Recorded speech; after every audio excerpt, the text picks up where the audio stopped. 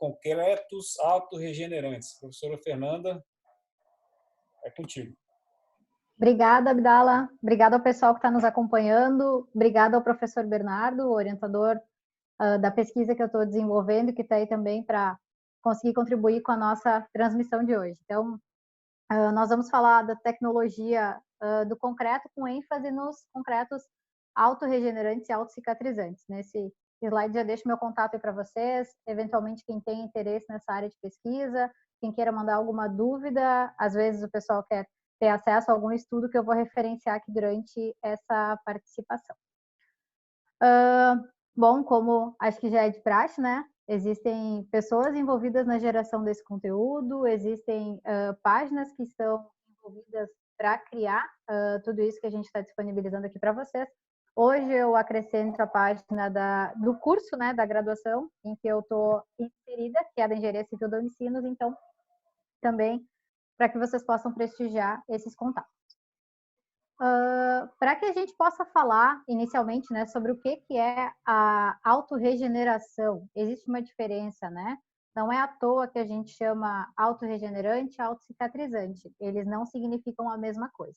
Então, se diz um material autorregenerante, aquele que tem a capacidade de recuperar a condição em que ele tinha inicialmente, e além disso ele provoca uma melhoria na performance do material, pode ser uma melhoria mecânica, uma melhoria em termos de durabilidade. Então esse é o conceito de algo que se autorregenera. É diferente de um material dito autocicatrizante. O autocicatrizante ele vai se limitar apenas ao fechamento da fissura. Então ele cicatriza, ele fecha essa fissura, mas ele não tem a devolução da condição inicial desse material, tampouco a melhoria após esse processo de cicatrização.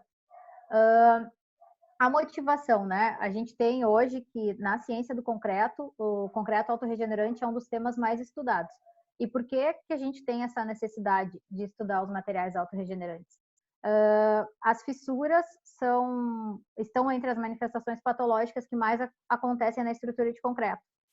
Então, se a gente for pensar que a fissura acaba agindo como local por onde entram os agentes de deterioração do concreto, podendo causar ou agravar situações como a corrosão das armaduras, fica fácil da gente perceber que eu preciso de alguma forma paralisar ou mitigar o dano que a fissura causa, né? Se nós formos pensar em termos de estrutura, existem vários motivos ou várias condições que proporcionam ou que causam essas fissuras, são características de composição, são características construtivas, a questão da falha humana que pode acontecer em inúmeros processos, a formação de fissura, seja no estado fresco, seja no estado endurecido, ela pode ser uma fissura que tem um caráter de apenas um dano superficial, ou ela pode, de fato, estar aumentando esses danos patológicos no concreto. Então, se a gente for pensar nessa motivação, um dos pontos é o financeiro, né? Se gasta muito para recuperar estruturas de concreto mundialmente. Se a gente, já que eu falei mundialmente, né, existe um cenário que revela que nos países mais desenvolvidos a gente já gasta mais investimento para recuperar estruturas do que para criar estruturas novas, né?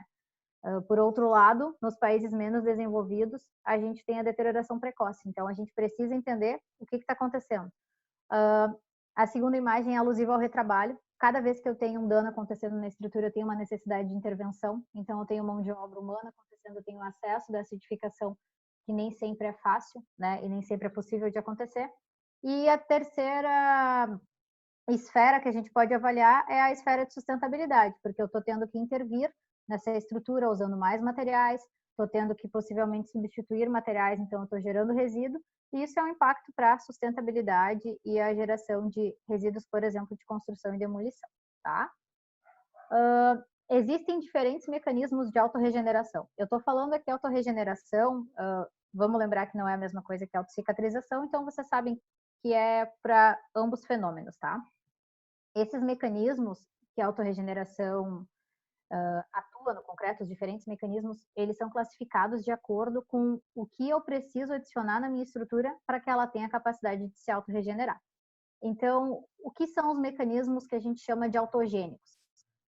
São aqueles proporcionados por materiais que convencionalmente eu já utilizo na composição dos meus materiais, concreto ou argamassa, que são o cimento. Então, o mecanismo autogênico, eu já utilizo o cimento, ele tem uma propriedade de se autorregenerar. E o uso das adições ou substituições pozolânicas, né? Então, são materiais convencionalmente já empregados na composição concreto, por exemplo. Depois disso, a gente tem os mecanismos autônomos. Diferente do autogênico, o autônomo, eu estou pensando em um material que eu acrescentei especificamente para conferir essa propriedade autorregenerante. Então, é diferente do autogênico em função disso. E aqui vai vir uma série de materiais. Eu posso ter solução química, eu posso ter solução bacteriana, eu posso ter polímero superabsorvente, materiais com memória de forma. A gente vai falar um pouquinho de cada um. Tá? Então, essa classificação é pautada nos insumos que eu preciso para que aconteça essa autorregeneração. Se a gente estiver pensando mais preocupado com levar isso para a indústria, a gente tem que entender o impacto que cada um desses materiais vai causar na estrutura como um todo. Então, aqui estão alguns exemplos, né, que a gente vai ter tanto do autogênico quanto do autônomo. Vamos começar falando brevemente aqui da questão do consumo de cimento, né? Nós temos dois fenômenos que atuam no concreto, mesmo se eu tiver com concreto simples, sem adição pozolânica, sem aditivo químico cristalizante, sem solução bacteriana, só com o cimento, que é a hidratação das partículas de cimento que tenham permanecido não hidratadas, né? E a reação do hidróxido de cálcio com CO2 gerando carbonato de cálcio. Então, a própria carbonatação vai nos proporcionar isso. O que eu preciso ter em mente? Existem idades para que cada um desses fenômenos aconteça, né? Então, para a gente ter uma ideia aqui, eu vou ter aos 7 aos 28 dias, qual é o mecanismo que pode atuar nessas estruturas relacionado ao consumo de cimento, né? Então, por exemplo, aqui nesse gráfico que vocês estão vendo, a gente vê que é predominante aos 7 dias a hidratação dessas partículas não hidratadas, em relação as outras idades de análise, tá? E o tipo de atuação desse cimento. A gente tem outro mecanismo, que é o autogênico pela utilização de pozolanas, né? Então, a pozolana tem uma reação de hidratação com hidróxido de cálcio, gerado na hidratação do cimento, e ele gera o CSH secundário, gera um produto de hidratação. Cabe citar que esse mecanismo, tanto do cimento quanto da pozolana, eles são limitados a fissuras de pequena abertura, né? E além disso, eles têm uma idade para acontecer, né? Se a gente for pensar numa estrutura, depois de 2 anos, eventualmente abrir uma fissura, não vai ser por esses métodos que esse concreto vai se autorregenerar ou cicatrizar essa fissura aí. Depois disso, a gente pode pensar no autônomo pelo uso de soluções químicas. Diversas pesquisas, eu não estou falando aqui em específico de aditivos cristalizantes, tá? Isso é um outro tópico, também é uma solução química, mas já é comercializado com esse fim. Tem diversas pesquisas que trabalham com o uso de soluções químicas dentro do concreto, cada tipo de composto químico pode gerar uma reação diferente. A gente vai ver aqui alguns exemplos, tá? Tem um material que está em destaque, que é o silicato de sódio. Diversas pesquisas usam esse material. Ele é comercializado livre, pelo menos aqui na nossa região, na Grande Porto Alegre, a gente tem essa aquisição e tem mostrado alguns resultados. Já vou evoluir com vocês nisso. Um dos grandes pontos quando a gente fala de autorregenerante ou autocicatrizante que as pessoas questionam é qual é o impacto que isso gera numa estrutura real, né? O que eu estou colocando dentro do meu concreto que pode afetar as propriedades que são importantes para o seu uso, né? Então, uma das propriedades que a gente acaba impactando é a resistência à compressão. Esse slide ele mostra para vocês que muitas das vezes em que a gente trabalha com a solução química ou a solução bacteriana, se opta por proteger ela em uma envoltória. Então, a gente coloca isso num agregado leve, normalmente argila expandida, perlita expandida, pode ser resíduo de construção e demolição, desde que ele seja mais poroso. A gente coloca esse agente dentro desses agregados leves e isso é um ponto de impacto na matriz do concreto, né? Eu posso ter uma redução na resistência em função de proteger esse material nessas cápsulas. A ideia das cápsulas é que o material esteja disponível ao longo da matriz do concreto, né? Que ele não sofra nenhum processo durante a mistura o lançamento do concreto e que ele possa eventualmente ser fissurado, né? Quando forma a fissura, ela rompe essa cápsula e aí então existe a ação desse agente de recuperação. Esse é um estudo, só para vocês terem uma ideia, é um estudo comparativo que avalia o uso da perlita expandida ou o uso da argila expandida, né? Que são 2 agregados leves.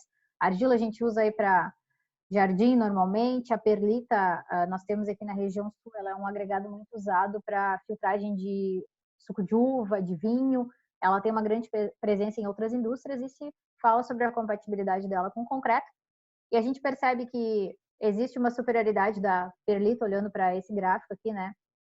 Para quem nunca ouviu falar, os agregados leves são utilizados muitas vezes em substituição aos agregados convencionais, em alguns percentuais, de modo a não afetar tanto a resistência mecânica do material. E aqui tem um exemplo, então, de aplicação. Hein, Fernanda? E aí, oi, vamos lá. Não, tu citou vários métodos de autorregeneração, né? Autógenos, etc., mostrando ali que a gente já usa consumo de cimento, a gente já usa pozolanas na tecnologia do concreto há muitos anos, ou seja, teoricamente a gente já tem um concreto self-healing aí. Qual é a novidade da área e comparando esses métodos de consumo de cimento e pozolanas com os métodos de cristalizante e tal, o que tu enxerga de diferente? Por que esse concreto virou o concreto da moda, se a gente já vem usando ele de alguma maneira? Tá. Qual é a tua visão nesse sentido? Por que estourou o self-healing agora? Porque esses métodos de consumo de cimento e de pozolana, eles têm espessuras muito reduzidas de fissura que ele tem potencial, né? Isso retratado em bibliografia. Então, a gente consegue cicatrizar fissuras de 0,2 milímetros, fissuras de 0,3 milímetros, enquanto que a gente vai ver que com o uso de solução bacteriana a gente chega a 1 milímetro, né? A gente chega em alguns casos a pouco mais de 1 milímetro. Então, excedendo até mesmo... perdão, 1 centímetro. Então, a gente... Não, 1 centímetro não. 1 a 2 milímetros. 1 centímetro é um cela trinca. Não, a gente chega a 1, 2 milímetros. Então, excedendo, inclusive, o que a norma aponta como abertura limite de fissura, né? Então, acaba que esses métodos, eles são uma vantagem, porque, de novo, eu não dependo de uma data para acontecer e eu não estou limitada a fissuras tão reduzidas, né? Que talvez não fossem apresentar um potencial de dano tão grande. Diga, Abdala. O slide anterior, achei interessante demais a questão de injetar produto dentro da argila expandida. Isso realmente foi uma sacada que eu achei muito inteligente. Só que minha dúvida é, abriu a fissura numa argila expandida dessa que está com produto dentro dela. Uhum. Existe a chance do produto não sair, porque às vezes ele foi injetado num ponto diferente de onde abriu a fissura, entendeu? Essa é a minha dúvida. Isso é uma questão que a gente está levantando em pesquisa, porque não só não sair o produto, mas a fissura talvez não tenha a atenção necessária para romper esse agregado de envoltório. Então, isso também é um outro porém. Né? A gente já vai falar mais um pouquinho sobre. Mas então, Bernardo, a grande vantagem é, eu não tenho dependência de idade, eu tenho maior potencial de cicatrização. Isso é o porquê de não usar só aquele concreto convencional, mas pensar no autorregenerante autônomo com materiais específicos, tá? Essa imagem que vocês estão vendo aí, de um corte humano cicatrizado, é o que o processo biológico de autorregeneração imita, né? Então, a gente chama isso de biomimética. Quando a gente se corta, a gente tem a atuação de plaquetas formando um coágulo em volta dessa cicatrização e, aos poucos, regenerando esse tecido. É isso também que acontece no nosso concreto com a solução bacteriana. A gente precisa entender um pouquinho de como isso funciona através das bactérias, né? Essas soluções bacterianas, elas produzem carbonato, né? Então, lógico que a gente tem uma infinidade de bactérias, então temos que pensar em bactérias específicas. Mas, por exemplo, a bactéria da espécie Bacillus, ela induz a precipitação do carbonato de cálcio. Então, isso é uma formação, esse é o processo com que ela gera esse produto de cicatrização, tá? A nível nacional, nós temos pesquisas, que estão citadas ali, da Schwantz, Cesário, entre outros autores, e elas avaliaram a formação de um biofilme através de uma bactéria específica catalogada aqui no Brasil. Existe bactéria, a gente compra em diversos países, cada uma tem seu nomezinho em cada país. Aqui no Brasil, a gente tem a Bacillus subtilis AP91, e já foi provado que dentro de matrizes cimentícias ela gera carbonato de cálcio. Então, uma das coisas que várias pessoas me perguntam é que bactéria que eu devo usar? Eu posso pegar uma bactéria no solo, eu posso pegar uma bactéria, inclusive, relacionada a alguma patologia. E, na verdade, eu aprendi de uma maneira muito simplificada por um professor de biologia que bactéria é que nem pessoa. Elas gostam de coisas diferentes umas das outras, né? Então, para eu usar a bactéria na matriz de concreto, ela tem que gostar do pH que eu proporciono, ela tem que gostar da condição de umidade que eu proporciono, ela tem que estar acostumada com esse ambiente do concreto, né? Então, é uma escolha delicada, por isso que algumas pesquisas estão usando tipos semelhantes de materiais catalogados em diferentes países.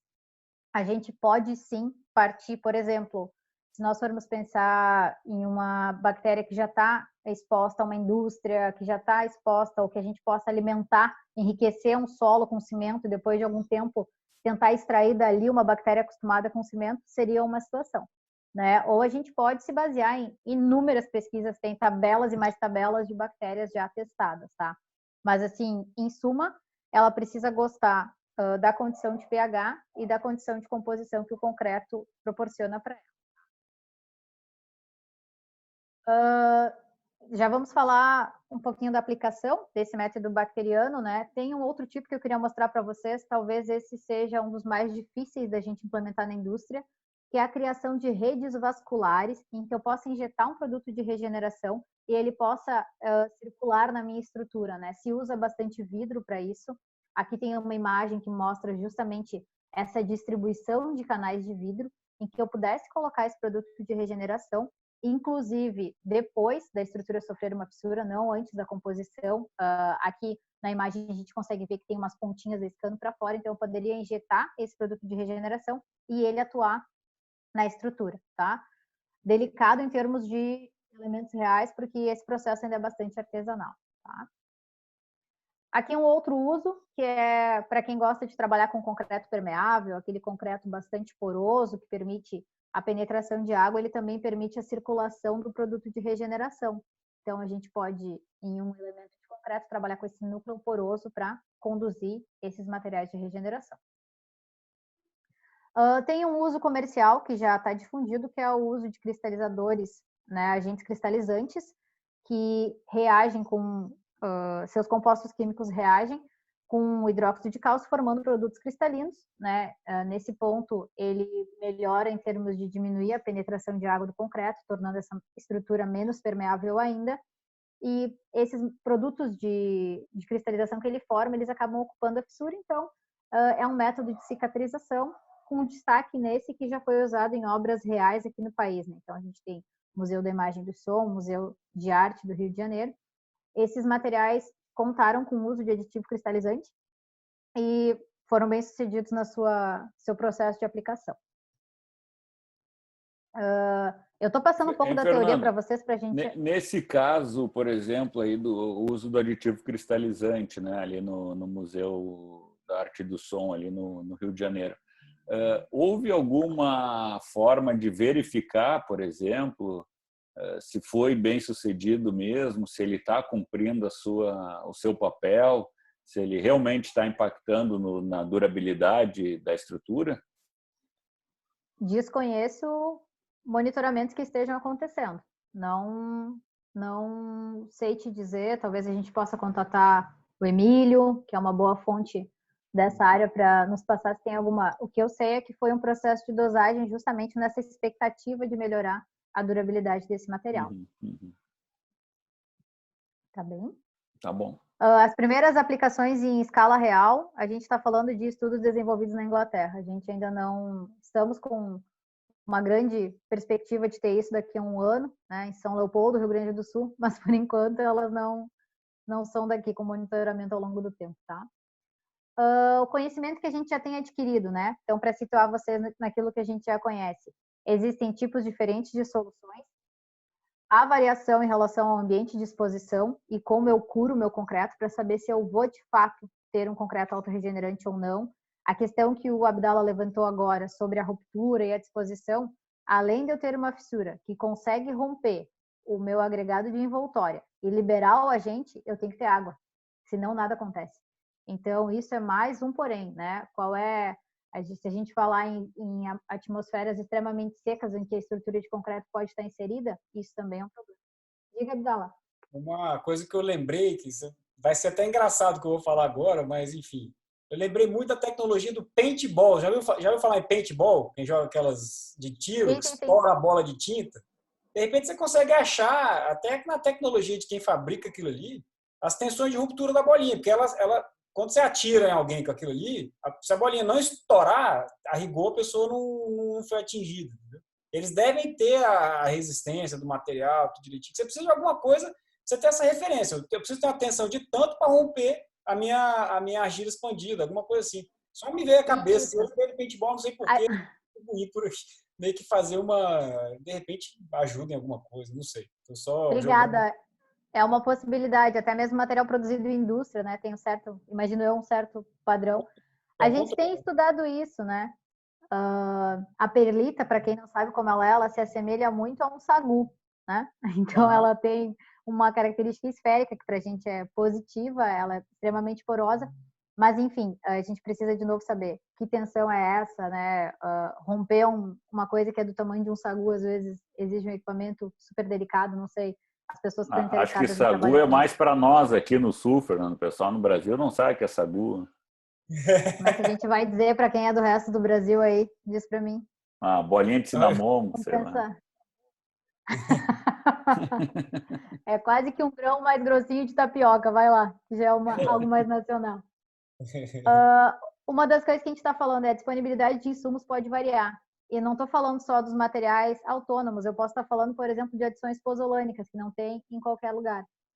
E esses diferentes métodos têm limitações, tanto de potencial, quanto de idade, quanto de condição, né? Então, o que a gente tem focado na pesquisa agora, né? A eficácia desse método pode reduzir se eu penso no concreto na vida real, né? Uma estrutura de concreto em Brasília, que eu tenho uma situação de umidade, vamos dizer assim, super reduzida, e esses mecanismos precisam da água, ele vai regenerar ou não? Né? Depois, quando eu penso em agressão da estrutura no ambiente marinho, ele vai afetar essa ocorrência da regeneração ou não?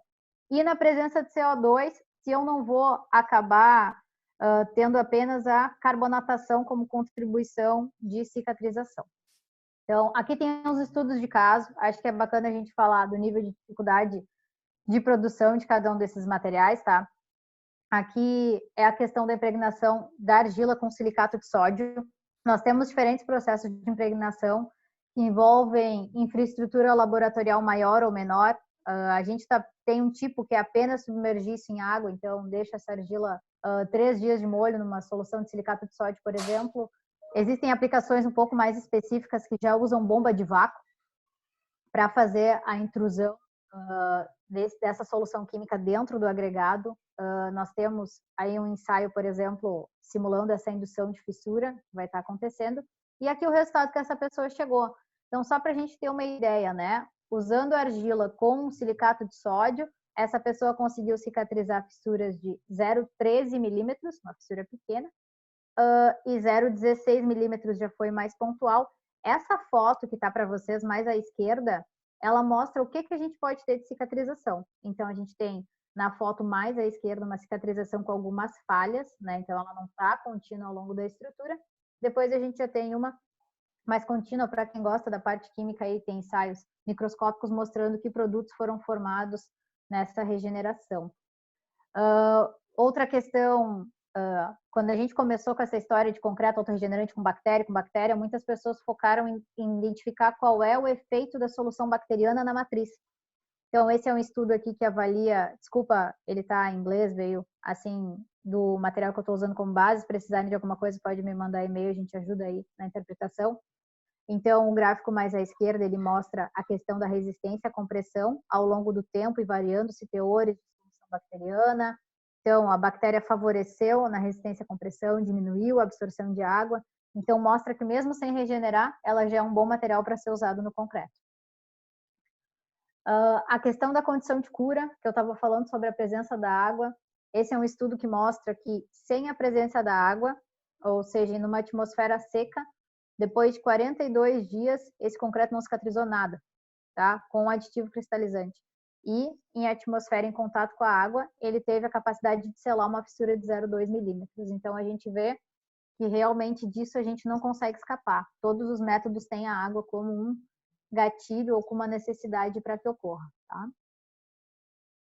Que é um outro exemplo de estudo justamente falando sobre isso. A condição com que a minha estrutura está sendo curada, ela é muito importante, ela é de extrema importância, então estrutura sem contato com a água não acontece. Quando ela está submersa, ela tem uma boa capacidade, né? Ela tem um bom potencial de cicatrização e regeneração. E isso é algumas das limitações. E aqui, quando a gente fala, né, Bernardo, do porquê usar esses métodos, solução bacteriana ou outros, a gente tem fissuras de 0,3 milímetros com método através de solução bacteriana, selando de modo contínuo, né? Então, 0,8 milímetros eu tenho alguns pontos formando essa cristalização. Então, a gente vê que são métodos que indicam um maior potencial, né?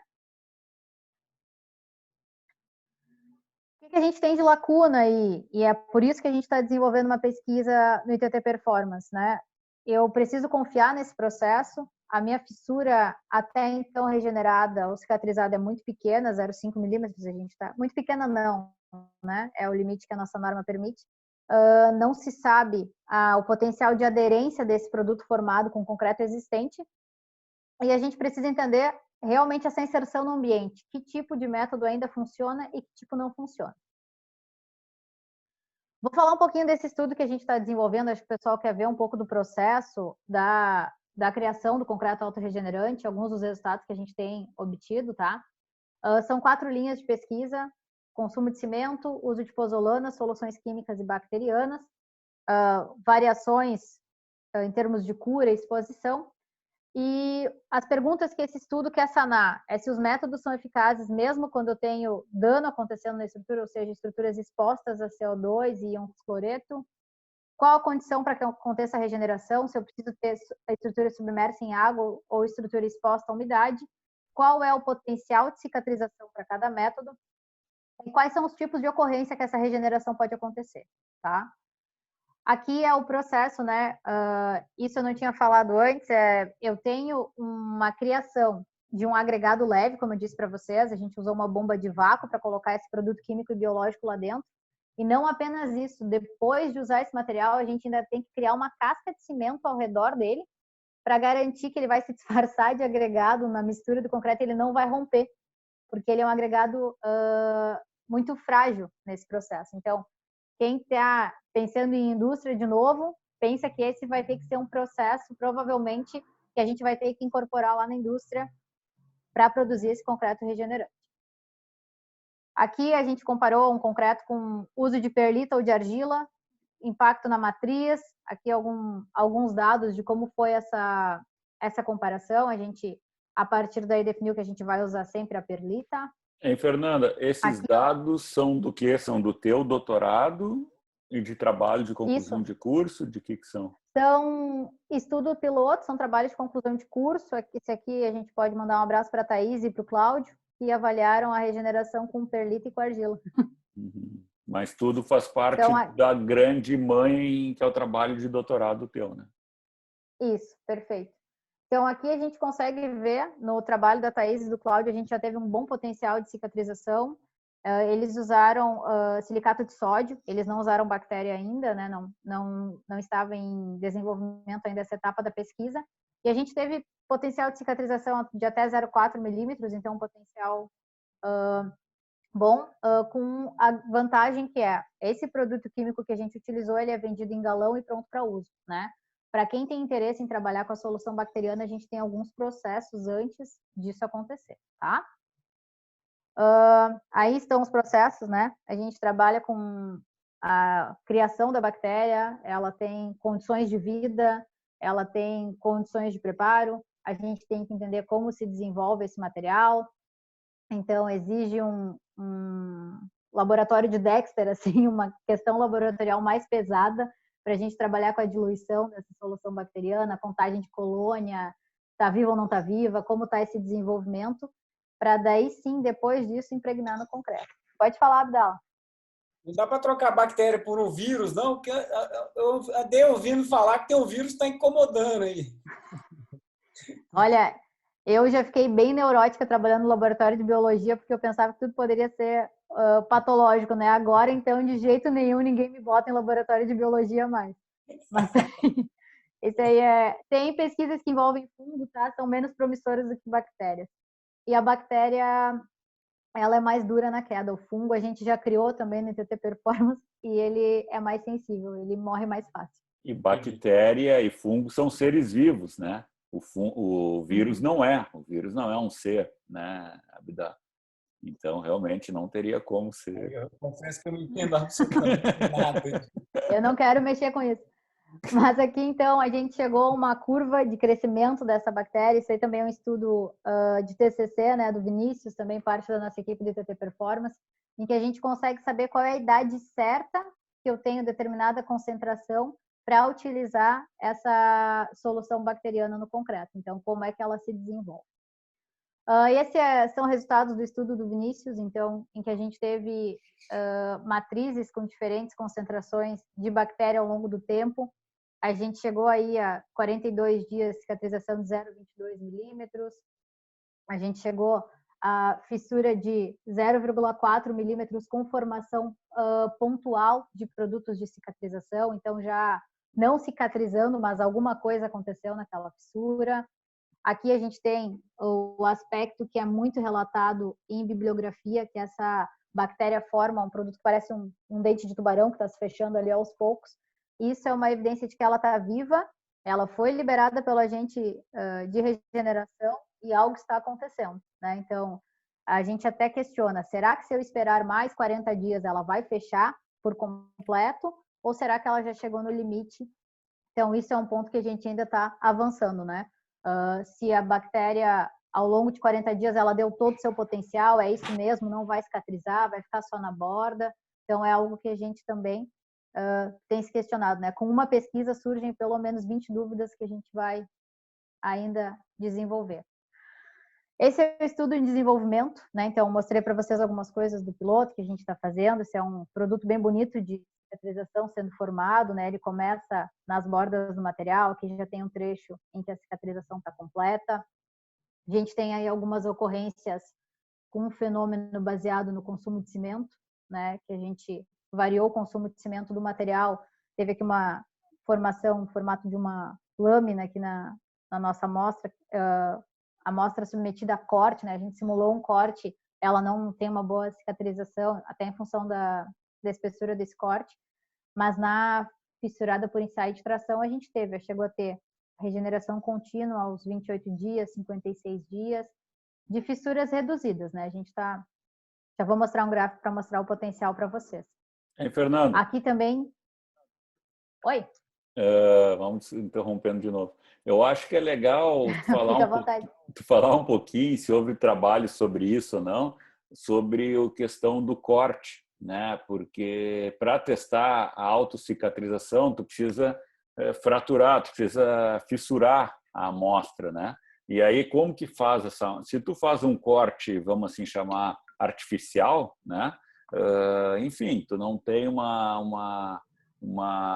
plano real, né? Tu cria ali uma falha de borda, etc., que tu não vai ter uma estrutura real. Se tu faz ali um ensaio de tração e tal, tu pode fazer uma fissura acima do que tu quer, a espessura acima. Enfim, se tu pudesse falar um pouco sobre esses cortes e tal, que é uma das coisas que mais se bate aí nos trabalhos no Brasil e no mundo, né? Posso sim.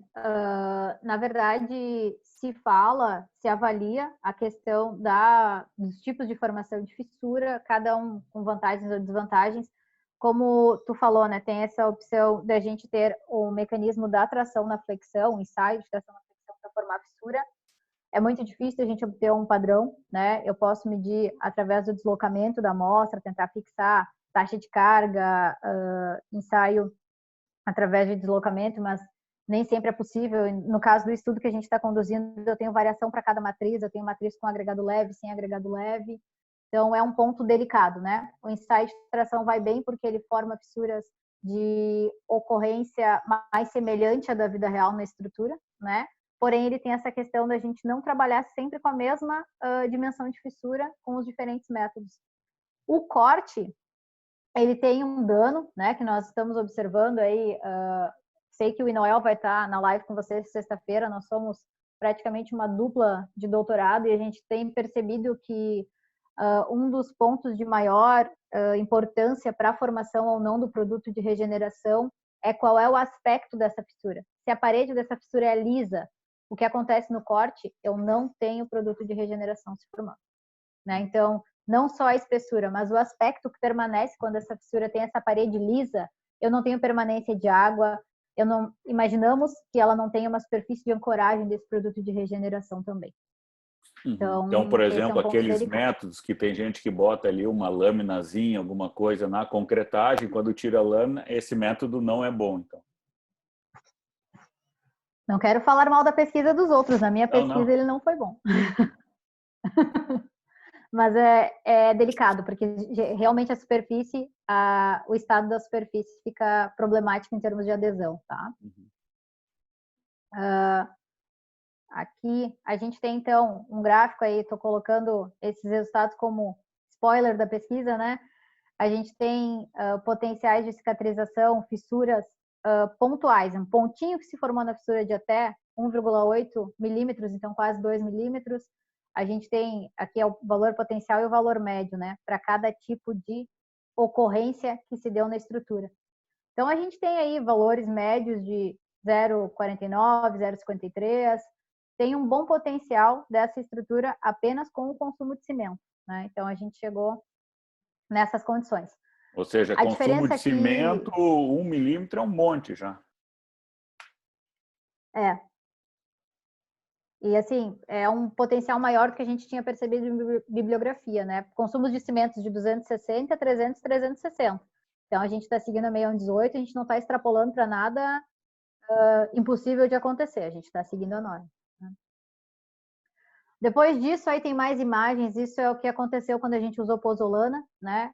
Nós utilizamos cinza volante e silicativa, então aí tem algumas ocorrências de cicatrização, a formação do produto na borda, quase chegando ao fechamento completo. Aqui, com a silicativa, aconteceu um fenômeno que a gente achou em concordância com a bibliografia, né?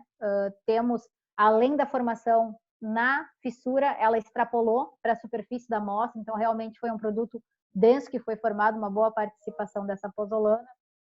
Outros exemplos aqui com a silicativa. Em alguns traços ela é progressiva ao longo do tempo e vai chegando a uma cicatrização total. E aqui está os valores que a gente teve com a pozolana, né? Então, mais uma vez esse gráfico, a gente vê que as fissuras causadas pelo corte, ninguém cicatrizou nada com pozolana, ou seja, eu não tive eficácia nesse método mesmo, pensando nessa fissura causada no meu material. Aqui com silicato de sódio, essa pesquisa, então, ela teve uma boa formação de produtos, a gente está com algumas hipóteses aí, a gente conseguiu ver até mesmo o produto que se formou e se rompeu, então aqui é um problema da adesão do produto no meu concreto existente, então eu consegui formar o produto de cicatrização, só que ele não teve resistência de permanecer na fissura, talvez por uma limitação de abertura, né? Então isso a gente ainda precisa estudar, a questão do silicato com uma fissura nessa imagem mais à direita, completamente cicatrizada, né? Então, com um produto com aparência densa, a gente está fazendo análise química desse produto também, para ver se é aquilo que a gente esperava.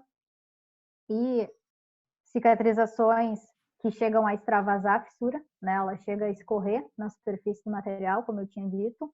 Aqui com o uso de solução bacteriana, né? Então, a nossa bactéria está viva, formou o produto na borda e escorreu na superfície da amostra. Então, por mais que exista um trabalho enorme para formar esse concreto regenerante com o uso de solução bacteriana, ele deu resultado, né? Ela está aí mostrando para a gente nessa amostra, por exemplo. Aqui, mais uma vez, o uso da solução bacteriana. A gente, às vezes, começa com um produto que tem uma coloração mais incolor, depois vai ficando mais esbranquiçado ao longo do tempo. Aqui, gente, só eu sei que o tempo, eu já estourei o tempo, né? Mas só para a gente dar uma olhada, falando impacto na matriz, né? Resistência à compressão. Aqui em azul, as amostras com consumo de cimento, laranjinha pozolana, roxo, produto químico encapsulado e verde, produto bacteriano. Nós estamos com faixas diferentes de resistência nesse material, nenhuma preocupante, dependendo da especificada, né? A gente chegou a valores maiores ou menores de resistência à compressão. E acho que rapidamente eu tentei falar para vocês um pouco daquilo que a gente está concluindo, né? Em termos de resultado que a gente já teve. A condição mais favorável de cura submersa, o que não é o que a gente queria, né? Porque o percentual de estruturas submersas é muito pequeno. A gente estava testando a presença da umidade ou estrutura submersa. As amostras, em geral, depois de carbonatadas, não apresentaram produto de cicatrização, né? Então, há um grande indício de que o hidróxido de cálcio tenha reagido com gás carbônico, né, com CO2, formando carbonato de cálcio, não sobrou produto para cicatrizar as amostras. A exposição à névoa salina, quando a gente coloca esse concreto simulando um ambiente marinho, ele não impactou e a cicatrização, na maior parte dos casos, continuou acontecendo, o que é bom para a gente pensar na nossa região litorânea, o método não está comprometido. Fernanda? E... Oi? Numa estrutura carbonatada não cicatrizou, né? Mas também um dos motivos também que talvez o carbonato de cálcio fechou essa superfície e também não está permitindo a entrada de agentes agressivos, né? Então talvez nem necessite cicatrizar, não sei o que tu acha. Ou foi só uma falta de hidróxido de cálcio mesmo? A fissura permanece, né? Então, se eu pensar que ali é um ponto de dano, eu posso pensar que superficialmente esse concreto aumentou a dureza, comatou um pouco os poros e ela está mais protegida. Por outro lado, a fissura em si continuou aberta. Então, esse é um problema que a gente imagina, principalmente quando eu estou falando de uma estrutura que está exposta a CO2 ao mesmo tempo que está exposta à névoa salina, né? Eu tenho uma estrutura já com os poros mais comatados, mas ainda tem uma fissura que pode ser um canal de agressão dessa nossa estrutura. Mas se entrar daí com aditivo cristalizante, poderia fazer essa... Poderia, isso, é um método que a gente acabou não testando nesse estudo, mas enquanto que os outros apresentaram essa limitação, né, tem só um destaque, o concreto com bactéria, mesmo depois da carbonatação, a bactéria produz e cicatriza. Então, ele é o único dos métodos que a gente testou que continua ok. Talvez seja a mesma questão dos aditivos cristalizantes. Ele ainda tem produto capaz de formar cicatrização na fissura, permanecendo, então, devolvendo a situação original para esse material. E, por fim, a gente prefere colocar vácuo do que só deixar os agregados imersos, é o que melhor funcionou, por mais que dê mais trabalho e exija uma infraestrutura laboratorial maior. Existem várias pessoas envolvidas nessa pesquisa, a gente espera, né, até o final desse ano ter vários resultados sendo colocados aí à disposição das pessoas através de publicação. Tem outros orientandos que participaram ativamente, Franciele, Amanda, enfim. E é isso, né? Uma pesquisa do ITT Performance, do grupo de durabilidade. Espero que tenha esclarecido para vocês. Meia hora é um desafio muito grande, em 50 minutos aqui foi um bombardeio. Então, tem meu e-mail aí, quem quiser saber mais, quem quiser conversar sobre o tema, quem quiser dar uma lida na minha tese antes da defesa, agradeço. Então, temos tudo isso para ofertar. Diga, Abdala. Pergunta do Instagram aqui do Marlon Ribeiro Mendes. Ele perguntou: qual é o custo adicional em percentual se você fizer um tratamento com bactéria, por exemplo? O pessoal quer saber de custo. Assim, isso não é escopo da nossa pesquisa, mas só para teres uma ideia, né? A gente tem que comprar, no caso da solução bacteriana. Ai, perdão. Eu preciso comprar a bactéria, eu preciso comprar o nutriente da bactéria. A bactéria, ela tem um rigor para esse material, para vocês terem uma ideia. Perdão. Para produzir uma pequena quantidade para usar nessa pesquisa, a gente usou R$1.000 de um nutriente que essa bactéria utiliza. Então, mesmo para uma pequena quantidade de produção de concreto, a bactéria ela A gente brincou que ela toma espumante, né? Ela tem assim, Claro. ela gosta de shampoo importado, então a gente precisa desse nutriente, a gente precisa da solução bacteriana. No caso da nossa pesquisa, ela foi doada pela Embrapa, mas a gente chegou a cotar algumas bactérias internacionais, cerca de €1.000. Então, realmente a bactéria é carinha, viu? Caro. O silicato, Caro. silicato de sódio tem um custo mais acessível, bem mais acessível, né? Eu ainda tenho que gastar com agregado, mas ao invés de gastar lá seus R$ 3.000, que é o que eu gasto com bactéria, eu gasto R$ 100 para produzir a mesma quantidade de concreto. Então, essa seria uma resposta parcial para o que tu está me questionando. Tá ótimo, tá ótimo. Mais uma dúvida aqui, o Igor Alves perguntou o seguinte: se for realizada a cura do concreto com uma solução de cal hidratada, pode-se criar um ambiente favorável para a cicatrização? Pode, né? Na verdade, um ambiente favorável para o desenvolvimento da hidratação desse concreto como um todo, né? Então, talvez os mecanismos de consumo de cimento e pozolana sejam ainda mais favorecidos. Tem pesquisas, tá? Que elas trabalham com a submersão desse concreto em soluções quimicamente favorecidas, vamos dizer assim, para justamente eu posso curar esse concreto, por exemplo, em um tanque de água com nutrientes de bactéria. Então, eu estou criando uma situação mais favorável. Porém, a gente sempre pensa, é um processo a mais que a indústria teria que utilizar, que não é normal e que pode se apresentar como uma barreira para esse método, né? Uma outra dúvida aqui do Merak Engenharia. Ele perguntou assim, eu entendi a pergunta dele, eu ia fazer uma brincadeira, mas assim, ele perguntou, é possível ocorrer o processo inverso, ou seja, a fissura aumentar de tamanho ao invés de cicatrizar com o uso de O Anderson bactérias? fez essa mesma pergunta aqui no Zoom. Eu ia Não. brincar, eu ia brincar dizendo assim, olha, é só você aumentar a carga da estrutura, se a estrutura foi feita para aguentar 10 toneladas, bota 20, você vai ver a fissura aumentar, que é uma maravilha. Não, ela não danifica o concreto. Ela não tem nenhum tipo de força que ela gera nesse produto de cicatrização que pode ampliar ou pode impactar de alguma forma essa fissura. É só para o bem. Aqui Ótimo. também no Facebook tem algumas perguntas, Fernanda. Bom, primeiro aqui o pessoal assistindo aqui, Alexandre Limeira, grande, o Hugo e o Rubens Curti lá da BCP. O Rubens é o pai da Dundum, do Felipe, né? Tu conhece? O Tomás Morotti fez uma pergunta que também foi feita ali no nosso Zoom, se os valores de resistência e módulo mudam. Acho que tu mostrou ali depois um gráfico mostrando que ajuda um pouco, né? Não sei se tu quiser falar um pouquinho. Uhum. E o Tomás Morotti, exposição ao fogo, perigo de dano do elemento de autocicatrização, quanto à resistência ao fogo. Acho que resiste muito pouco porque é questionada a adesão dele na estrutura de concreto, né? Então, talvez por ter uma baixa adesão. Mas não testamos ainda, a gente O ainda não pessoal faz começou a umas misturar as linhas perguntas de boas. pesquisa. O É, Adriano, o Adriano lá de Damasio, né, do Ibracon, lá de Santa Catarina, sim. é correto aplicar uma tensão à compressão de 90% da resistência do concreto? Para Sim, criar a é uma linha de fissura. pesquisa. É? Isso. É uma linha de pesquisa. Isso é uma das frentes de estudo de autorregeneração. A gente pode aplicar um percentual da carga, né?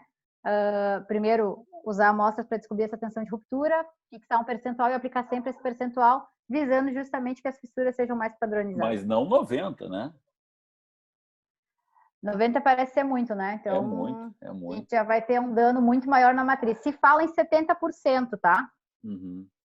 Quem te mandou um abraço aqui via Facebook é o Rodrigo Périco, de São Leopoldo. Não sei se tu conhece. Ajudou em algumas concretagens. Obrigada, Rod. Tá, eu acho que é isso aqui que eu tenho de pergunta aqui. Pelo que eu entendi... Aqui, ó, o Bruno fez uma pergunta interessante. Fernando, pelo que eu entendi, o processo de cicatrização é uma carbonatação na região da fissura, correto? Caso positivo, esse processo não reduz o pH e acelera a corrosão do aço? Não. Tá, é uma simplificação pensar que ele é só um processo de carbonatação, né? Ele tem outros mecanismos que estão acontecendo ali, né? Então, a própria formação do CSH secundário não é uma carbonatação, dependendo do que tipo de produto eu estou usando, né? Mas alguns estudos investigam justamente isso, né? Qual é, por exemplo, a minha questão de vazios antes e depois de cicatrizado, ou que tipo de dano eu posso ter ali. Mas, na Há uma verdade, ele acaba... redução do pH? Não há uma redução do pH, não. Até porque, pensando no método bacteriano, essa bactéria que vive bem dentro do concreto tem um pH próximo da estrutura de concreto, senão ela morreria. Não, digo, eles Então, não reagem com hidróxido de cálcio. desconheço. Uhum. Acredito eu que não. Porque essa reação acontece só no ponto da fissura, né? Ela não se dá em toda a matriz. Então, ainda mais se a gente proteger esse material dentro dos agregados. Ele só vai sair dali se tiver a ruptura do meu agregado mesmo. E só lembrando que precisa de água para isso tudo acontecer. Né? Precisa de água. Abdala, alguma coisa aí? Não, aqui tá, a gente respondeu as principais perguntas aqui. Pessoal que tiver dúvida pode mandar para a gente pelo Instagram do ITT Performance, ficou meu e-mail também. Esperamos em breve ter mais resultados para divulgar dessa pesquisa, né? E algumas outras respostas. Eu não tenho ainda os potenciais fechados de produto químico e bactéria, porque isso está acontecendo agora lá no laboratório ainda. Então, esperamos aí dentro de alguns meses ter essas respostas. Complementando, né, Fernanda? A gente vem apresentando aí nas lives uma série de trabalhos que a gente vem fazendo lá em mestrados, doutorados e prestação de serviço para o mercado em geral, lá no ITT Performance. E muita gente, pelo menos para mim, acredito que para vocês também, vem perguntando via Instagram, Facebook, se podiam ver melhor os dados e tal.